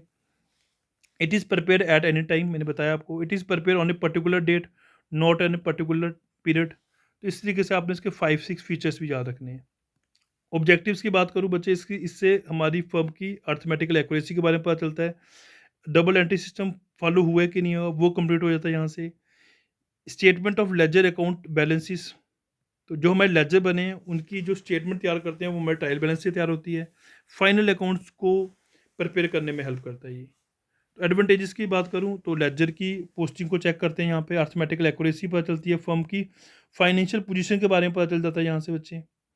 फिर उसके बाद नेक्स्ट कंसेप्ट हमारे पास आता है BRS, बैंक रिकंसिलिएशन स्टेटमेंट। देखिए के लिखा हुआ है the bank reconciliation statement indicate that the various items causing differences between bank balance as per the cash book and the bank balance as per the passbook on a particular date. This statement is prepared weekly, monthly, quarterly, depending upon the number of transactions and the size of the business enterprises. तो BRS होती है banking reconciliation statement. हमारे पास जो किताब होती है उसको हम कैश बुक बोलते हैं, जो बैंक के पास होती है वो पासबुक होती है। तो हम क्या करते हैं, वीकली, मंथली या क्वार्टरली बैठ के मैच करते हैं कि हमारी स्टेटमेंट और बैंक की स्टेटमेंट मैच कर रही है कि नहीं कर रही है, कि डिफरेंसेस तो नहीं आ रहे हैं। उसको बैंकिंग रिकंसिलिएशन कहते हैं। तो इसमें बच्चे आपने कोई 5-6 फीचर्स कर लेने हैं, जैसे it is merely A statement, non an account, it does not form a part of double entry system. It is prepared whenever bank statement is received and the balance disclosed by different with the balance of the cash book. It is prepared on stated day. It is a periodical statement. It is prepared to attest the accuracy and completeness of the cash book records. तो ये statement है, account नहीं है, ये double entry system follow नहीं करती है। ये जब बैंक स्टेटमेंट मिलती है तब प्रिपेयर की जाती है, ये एक स्टेटेड डे में प्रिपेयर होती है, ये पीरियडिकल स्टेटमेंट है। इससे एक्यूरेसी और कंप्लीटनेस ऑफ कैश बुक के बारे में पता चलेगा हमें। अब डेप्रिसिएशन की बात करते हैं। Depreciation is defined as shrinkage in the value of assets due to the wear and tear, passage of time और ओबलेंसिस। तो डेप्रिसिएशन क्या होती है? वैल्यू कम हो जानी एसेट्स की, वियर टेयर हो सकता है, पैसेज ऑफ टाइम की वजह से हो सकता है। तो जब वैल्यू कम होती है एसेट्स की, उसको हम कहते हैं डेप्रिसिएशन। अब डेप्रिसिएशन के अगर काजेज़ की बात करें तो बच्चे पहले पर हमारे पास होता है wear and tear. Wear and tear मतलब कि गुड्स को हम एक्चुअली यूज़ कर रहे हैं तो उसकी वजह से वो ख़राब होते जाता है, तो डेप्रिशिएट हो सकता है। पैसेज ऑफ टाइम की वजह से डेप्रिशिएट हो सकता है। ओबलेंसिस होते हैं कि न्यू टेक्नोलॉजी आने की वजह से डेप्रिशिएट हो सकता है। डिप्लीशन का मतलब होता है कि डिप्लीट हो जाना, एम्प्टी हो जाना।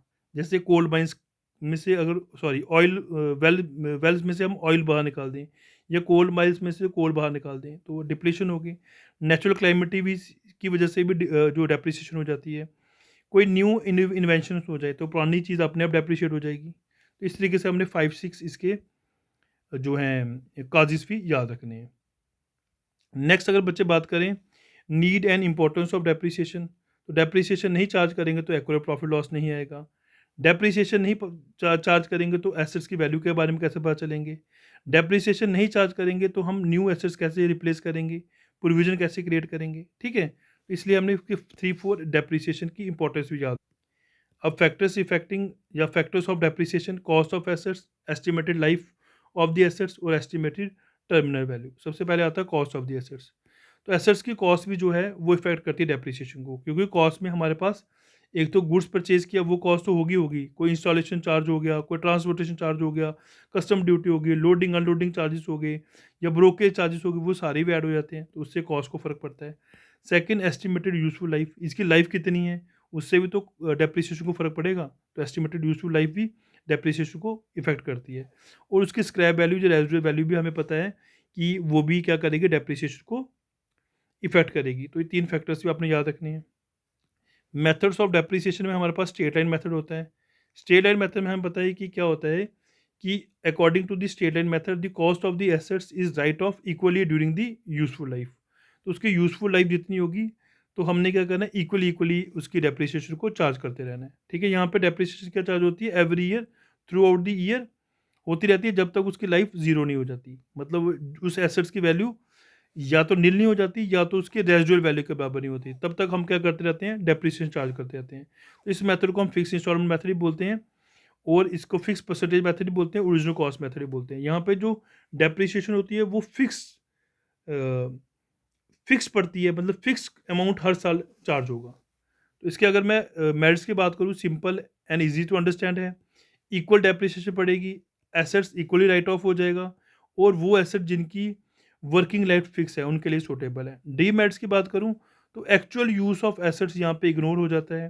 Total charge of the assets will be more when the assets become older. जब एसेट्स ओल्डर होना शुरू हो जाता है तो हमारे पास जो एसेट्स का चार्ज होता है, मतलब जो डेप्रिसिएशन है वही बढ़ना शुरू हो जाती है, क्योंकि इक्वल हम डेप्रिसिएशन चार्ज करेंगे। तो इक्वल डेप्रिसिएशन चार्ज करोगे जब ओल्डर टाइम आएगा तो एसेट्स कम यूज़ होगा पर डेप्रिसिएशन तो इक्वल पड़ेगी ना, तो उससे क्या चार्ज बढ़ सकता है। ठीक है, मतलब अमाउंट बढ़ जाएगा इसका।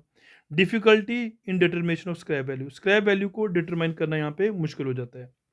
तो अगर आपने एसेट्स जब इंस्टॉल किया तो अगर एसेट्स की वैल्यू या लाइफ लॉन्ग है तो यहाँ पे स्क्रैप वैल्यू डिटरमाइन करना मुश्किल हो जाती है। ठीक है, तो रिटर्न डाउन मेथड में आते हैं। तो रिटर्न डाउन मेथड कहता है कि हमने जो डेप्रिसिएशन चार्ज करनी है बच्चे वो हर साल डिमिनिशिंग होती रहेगी, कम होती रहेगी। जैसे जैसे ईयर बढ़ता रहेगा तो डेप्रिसिएशन डिक्लाइन होती रहेगी। फ़ायदा क्या है, इक्वल चार्ज अगेंस्ट इनकम। अब इक्वल चार्ज अगेंस्ट इनकम मतलब कि जब हमने न्यू प्रोडक्ट खरीदा है या न्यू एसेट खरीदा है तो तब हमारी डेप्रिसिएशन हाई होगी, तो जो खर्चे होंगे उसके ऊपर, मतलब जो एक्सपेंसेस होंगे वो कम होंगे क्योंकि नए प्रोडक्ट में इसके एक्सपेंस नहीं पड़ेगा, तो हमारी इनकम वही रहेगी। फिर जैसे जैसे हम आगे बढ़ते रहेंगे डेप्रिसिएशन कम होती रहेगी तो एक्सपेंस बढ़ते रहेंगे, तो इनकम को फ़र्क नहीं पड़ेगा। तो इक्वल चार्ज अगेंस्ट इनकम। फिर ये एक लॉजिकल मेथड है क्योंकि इसमें लॉजिक है, ये मोस्ट एक्यूरेट मेथड है और ये वाइडली एक्सेप्टेड मेथड है। लिमिटेशन की बात करूँ तो टाइम कंज्यूमिंग है, not suitable for all assets, सारे एसेट्स के लिए सुटेबल नहीं है। कैलकुलेशन यहाँ पे कॉम्प्लेक्स होती है और इनकंसिस्टेंट डेप्रिसिएशन जो होती है वो सेम नहीं रहती, चेंज होती रहती है। तो ये इसके डिमेरिट्स या लिमिटेशंस की बात करें। अगर हम बात करते हैं फिक्स इंस्टॉलमेंट और रिटर्न ऑन के डिफरेंसेस की, तो यहाँ पे फिक्स इंस्टॉलमेंट में आपके जो एसेट्स की वैल्यू जो डेप्रिसिएशन होती है वो फिक्स रहती है, यहाँ पे रिड्यूस होती रहती है। Charge on original cost of asset, यहाँ पे reduce balance of the assets. तो यहाँ पे amount of depreciation remain the same each year, यहाँ पे amount of depreciation goes on decreasing. Value of assets, यहाँ पे वैल्यू ऑफ एसेट्स जीरो हो जाती है, यहाँ पे जीरो नहीं होती है। Profit and losses, profit are more during the early years of the life of the assets than the later years. तो यहाँ पे the profit are less during the earlier than the later year. तो recognise by tax, इसको recognisation नहीं मिली है, इनको recognition मिली है। तो हमने इसके 4-5 पॉइंट जो 5-6 पॉइंट्स ये भी लर्न कर लेने हैं, ये भी इंपॉर्टेंट हमारे लिए। अब रिजर्व प्रोविजन तो हमने बताया था कि अननोन फ्यूचर ऑब्लिगेशन होगी, तो उसके लिए रिजर्व बनाना पड़ता है। तो प्रोविजन क्या होता है? नॉन फ्यूचर ऑब्लिगेशन के लिए। तो रिजर्व क्या होता है? ये चार्ज होता है, मतलब ये हमें बनाना ही बनाना है। सॉरी, रिजर्व जो होते हैं बच्चे प्रोविजन, सॉरी एप्रोप्रिएशन होता है, चार्ज नहीं होता है, एप्रोप्रिएशन होता है। प्रोविजन चार्ज होता है, प्रोविजन हमें क्रिएट करना ही करना होता है। तो reserve created only when there is profit, reserve मतलब तभी बनाया जाएगा जब प्रॉफिट होगा। प्रोविजन चाहे प्रॉफिट हो चाहे लॉस हो, हमें क्रिएट करना ही करना पड़ता है। इसलिए रिजर्व जो होता है वो प्रॉफिट लॉस एप्रोप्रिएशन अकाउंट में आता है, प्रोविजन जो होता है वो प्रॉफिट लॉस अकाउंट में आता है। तो कंपल्सन है रिजर्व बनाना, नहीं कंपल्सन नहीं है, पर प्रोविजन बनाना कंपल्सन होता है। ठीक है, तो ये कहाँ शो होता है? रिजर्व्स हमारे बैलेंस शीट में शो होते हैं शेयर कैपिटल के साथ। तो provisions are shown in the income statement along with expenses. तो इन्वेस्टमेंट पर्पस के लिए यूज़ कर सकते हैं हम रिजर्व्स को, यस कैन बी यूज, ये कैन नॉट बी यूज। ठीक है, usage it it usage strengthen the financial status of the firm, use to pay doubtful dates.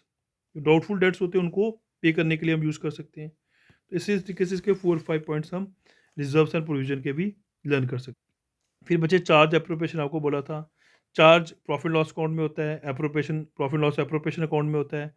Charge के बिना हम ट्रू प्रॉफिट नहीं पता कर सकते, तो ये हमारे एप्रोप्रिएशन प्रॉफिट होगा तो बनाएंगे, तो इससे प्रॉफिट लॉस में फ़र्क नहीं पड़ता। ठीक है, तो ये फर्म के लिए एक्सपेंस या लॉसेस होते हैं, ये ना एक्सपेंस है ना लॉसेस हैं। तो charge the owner of the business can not have claim over it, owner claim नहीं करता इसके ऊपर, इसमें ओनर क्लेम करता है। तो इसके 4 पॉइंट्स आपने चार्ज एप्रोप्रिएशन के भी तैयार कर। अब बचे रेक्टिफिकेशन ऑफ एरर। तो एरर का मतलब होता है मिस्टेक, रेक्टिफिकेशन का होता है मतलब चेक करेक्ट करना। तो मिस्टेक्स को करेक्ट करने को रेक्टिफिकेशन ऑफ एरर कहते हैं। तो एरर दो तरह के होते हैं, एक प्रिंसिपल एरर होता है, क्लैरिकल एरर होता है। क्लैरिकल एरर में हमारे पास 1, 2, 3, 4 टाइप्स के एरर आ जाते हैं। सबसे पहले बात करते हैं प्रिंसिपल एरर्स की। तो प्रिंसिपल एरर में मैंने बताया था आपने क्या किया होता है, आपने बेसिक प्रिंसिपल ही गलत लिख दिए होते हैं। वहाँ पे जो फंडामेंटल प्रिंसिपल्स होते हैं वही रॉन्ग लिख लिए हैं, चाहे वो इंटेंशनली गलत लिखे हैं चाहे खुद मैनिपुलेट कर दिए हैं।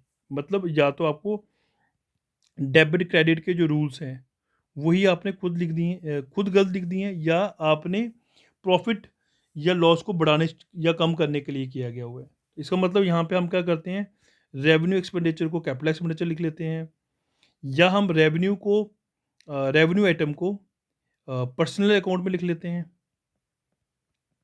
या हम इनकम को लाइबिलिटी शो कर देते हैं या लाइबिलिटी को इनकम शो कर देते हैं। तो इस तरह के जो डिफ़ॉल्ट होता है वो हमारे एरर ऑफ प्रिंसिपल में आते हैं।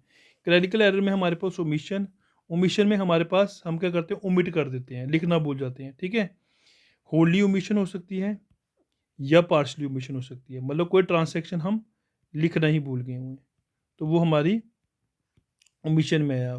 कमीशन में आता है कि आपने टोटल रॉन्ग कर दिया होगा। ठीक है, आपने कोई रॉन्ग टोटलिंग कर दी है, या आपने रॉन्ग अमाउंट पोस्ट कर दिया हुआ है, रॉन्ग अमाउंट पोस्ट कर दिया हुआ बच्चे, या आपने कैरी फॉरवर्ड रॉन्ग कर दिया हुआ है। तो इस तरह के एरर जो होते हैं वो एरर ऑफ कमीशन में आते हैं। कंपनसेटिंग एरर्स को मैंने आपको पहले बताया था, ये ग्रुप ऑफ एरर्स हो गए। मतलब आपने क्या करना है कि एक एरर दूसरे एरर को न्यूट्रलाइज कर देगा। यहाँ पे एक एरर दूसरे एरर को क्या कर देगा, न्यूट्रलाइज कर देगा, मतलब इससे हमारे ट्रायल बैलेंस को फ़र्क नहीं पड़ेगा। ठीक है, तो ये not reflected in the trial balance, trial balance में फ़र्क नहीं पड़ेगा। तो ट्रायल बैलेंस में एरर आपको पता ही है कि आपने या तो ओमिशन कर दी होगी, या डेबिट बैलेंस को आपने क्रेडिट बैलेंस में लिख दिया होगा। इस तरह के जो एरर हुए होंगे वो हमारे ट्रायल बैलेंस के एरर होते हैं। अब बचे फाइनेंशियल स्टेटमेंट। तो financial statement are the summary statement which are prepare to show the periodic performance of the business. Business की पीरियोडिक परफॉर्मेंस को चेक करने के लिए हम क्या करते हैं, फाइनेंशियल स्टेटमेंट बनाते हैं। तो फाइनेंशियल स्टेटमेंट हमारी फर्म की पीरियोडिक परफॉर्मेंस चेक करती है। यहाँ पे हम क्या करते हैं, फर्म की फाइनेंशियल पोजीशन को भी चेक कर सकते हैं। तो हम प्रॉफिट लॉस अकाउंट बनाते हैं, बैलेंस शीट बनाते हैं, जिससे हमें कंपनी की जब फर्म की फाइनेंशियल पोजीशन के बारे में पता चलता है। ठीक है, तो इसको हम कहते हैं फाइनल अकाउंट्स भी कहते हैं। ऑब्जेक्टिव क्या है इसके, इससे हमें कंपनी की फाइनेंशियल इंफॉर्मेशन के बारे में पता चलता है। हम यहाँ पे आसानी से कंपेयर कर सकते हैं प्रीवियस ईयर के रिजल्ट को इस साल के रिजल्ट के साथ, मतलब पिछले साल कितना नेट प्रॉफिट हुआ था, इस साल कितना नेट प्रॉफिट हुआ, तो कंपेयर करना आसान होता है। फाइनेंशियल परफॉर्मेंस फर्म की पता चल जाती है। यहाँ पे हम ट्रेडिंग अकाउंट और प्रॉफिट एंड लॉस अकाउंट से फर्म की फाइनेंशियल परफॉर्मेंस के बारे में पता कर लेते हैं। फाइनेंशियल पोजीशन के बारे में पता चल जाता है बैलेंस शीट के थ्रू, फर्म की फाइनेंशियल पोजीशन के बारे में पता चल जाता है, और फर्म के ग्रॉस प्रॉफिट ग्रॉस लॉसेस के बारे में हम पता कर सकते हैं। एक बड़ा ही इंपॉर्टेंट कंसेप्ट था बच्चे, मार्शलिंग ऑफ बैलेंस शीट। अब मार्शलिंग ऑफ बैलेंस शीट में हम क्या करते हैं, ऐसा कोई गाइडलाइंस नहीं है कि हमें जो है सीक्वेंस में लिखना है या ऑर्डर में लिखने हैं assets and liabilities in balance sheet, मगर मार्शलिंग बैलेंस शीट में क्या करते हैं, हम सीक्वेंस में लिखते हैं एसेट्स और लाइबिलिटीज़ को। ठीक है, मार्शलिंग का मतलब ये होता है sequence of assets and liabilities to be shown in the balance sheet. तो इसके दो तरीके होते हैं, एक परमानेंस मेथड होता है, एक लिक्विडिटी मेथड होता है। तो इसमें हम क्या करेंगे, परमानेंस मेथड और लिक्विडिटी मेथड में, परमानेंस मेथड में हम जैसे बैलेंस शीट बनाएंगे, मान लीजिए हम यहाँ पे मैं बैलेंस शीट बनाता हूँ। तो सबसे पहले मैं एसेट्स, वो एसेट्स लिखूंगा जो सबसे लेट लिक्विडेट होते हैं। जैसे मैं सबसे पहले फिक्स एसेट्स लिखूंगा, ठीक है, उनके जो भी नाम होंगे वो लिखूंगा। फिर यहाँ पे करंट एसेट्स लिखेंगे जो उसके बाद लिक्विडेट होते हैं। तो ये हमारा परमानेंस जो मेथड होता है वो फॉलो करते हैं। तो सेम लिक्विड लाइबिलिटी साइड में भी हम क्या करेंगे, वो लाइबिलिटीज़ लिखेंगे जो सबसे बाद में पे करनी होती हैं, जैसे कैपिटल सबसे लास्ट में पे करनी होती है, सबसे पहले वो लिखेंगे। फिर हमारी फिक्स लाइबिलिटी आ जाएगी, फिर हमारे पास करंट लाइबिलिटीज आ जाएगी। ये परमानेंस मेथड कहता है। Under this method assets and liabilities having high permanence characters are shown first followed by the items having less permanence characters. तो इसलिए हम फिक्स एसेट्स पहले टॉप पे शो करते हैं, फिर करंट एसेट्स शो करते हैं। तो लाइबिलिटी साइड में कैपिटल पहले शो करेंगे टॉप पे, फिर रिजर्व्स आते हैं, फिर लॉन्ग टर्म लाइबिलिटीज आती हैं, फिर करंट लाइबिलिटीज आती हैं। तो अगर लिक्विडिटी मेथड की बात करूँ तो रिवर्स हो जाएगा। यहाँ पे सबसे पहले हम वो एसेट्स लिखेंगे जो सबसे जल्दी लिक्विडेट होते हैं।